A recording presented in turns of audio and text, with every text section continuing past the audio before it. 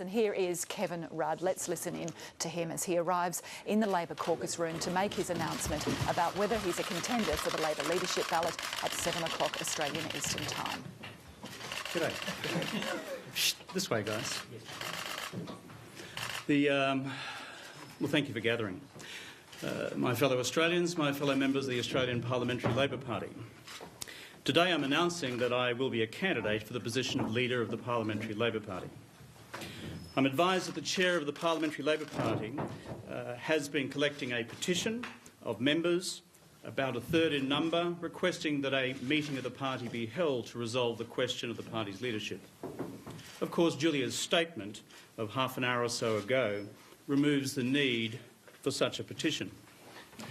The truth is, many MPs have requested me for a long time to contest the leadership of the party because of the parlous circumstances we now face.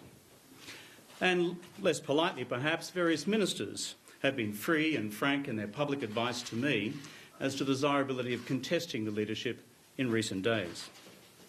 For the nation's sake, I believe it's time for this matter to be resolved. The second but more important reason for contesting the leadership is the tens and thousands of ordinary Australians, members of the Australian public, who have been asking me to do this for a very long time.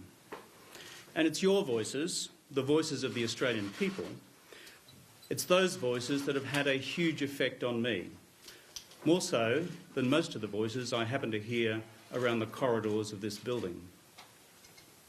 What literally thousands of Australians have said to me over the last year or so is that they are genuinely fearful of what Mr Abbott could do to them if he's elected. Let alone elected with a massive majority, including a majority in the Senate, which he is currently on track to do.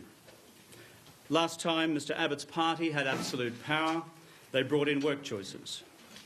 People are afraid, they are very afraid, that they'll try to do it again. Under a different name, of course, but no one forgets work choices. Australian families are afraid of what Mr Abbott could do to penalty rates and overtime, what could happen to their jobs, what he could do to pensions, and what he could do to the environment. And the truth is, if we're all being perfectly honest about it right now, is that we're on course for a catastrophic defeat, unless there is change. And so today I'm saying to you, the people of Australia, I'm seeking to respond to your call that I've heard from so many of you to do what I can to prevent Mr Abbott from becoming Prime Minister. There is a third reason for my contesting the leadership as well.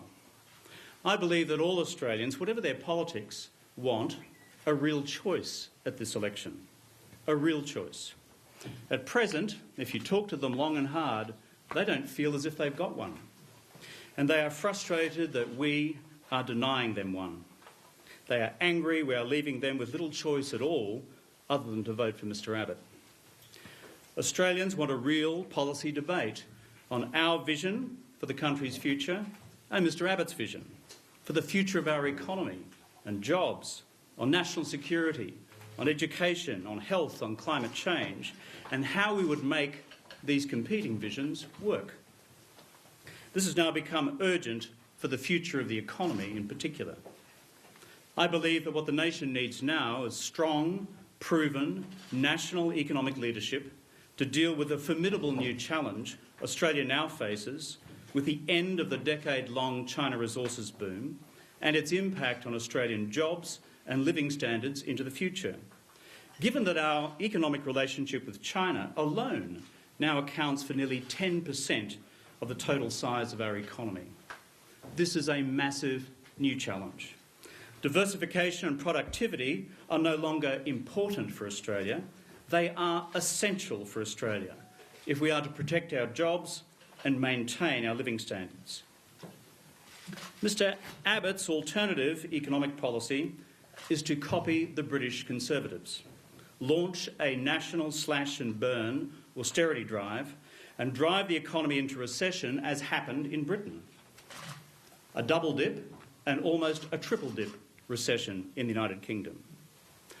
I therefore believe, with all my heart, that I owe it to my country to offer the Australian people a viable alternative for them to choose the future they want for themselves, their jobs and their families, because these big economic questions will affect us all, and sooner than we think.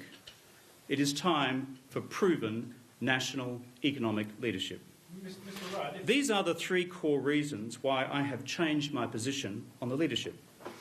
The request that I've received from my colleagues, my belief that the Australian people deserve a competitive choice at the next election, and my fear that if we don't offer it, Mr Abbott will win by the biggest landslide since Federation, unleash an assault on the people who rely upon us, the Australian Labor Party, and those of us in the Australian Labor government to protect them.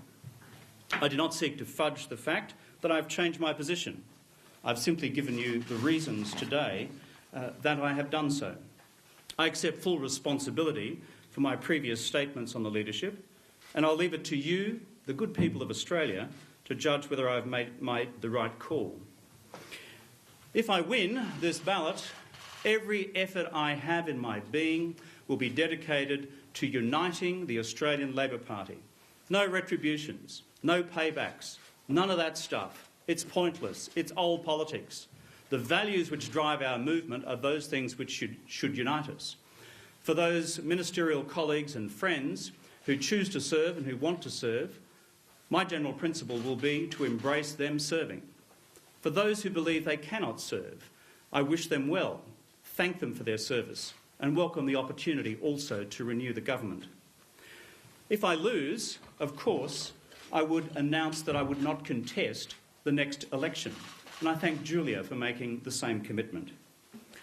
Friends, my fellow Australians, I love this country of ours, and I'm doing what I honestly believe to be in the best interests of Australia. Now, my friends in the media, you've heard me say this a million times. I have an hour and 40 minutes to speak to a number of friends in the Parliamentary Labor Party about what will happen here in this room at 7 p.m.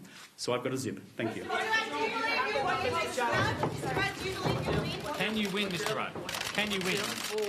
Can you win, Mr. Rudd? Are you confident with your numbers, Mr. Rudd? And that is Kevin Rudd announcing that he is a contender for the Labor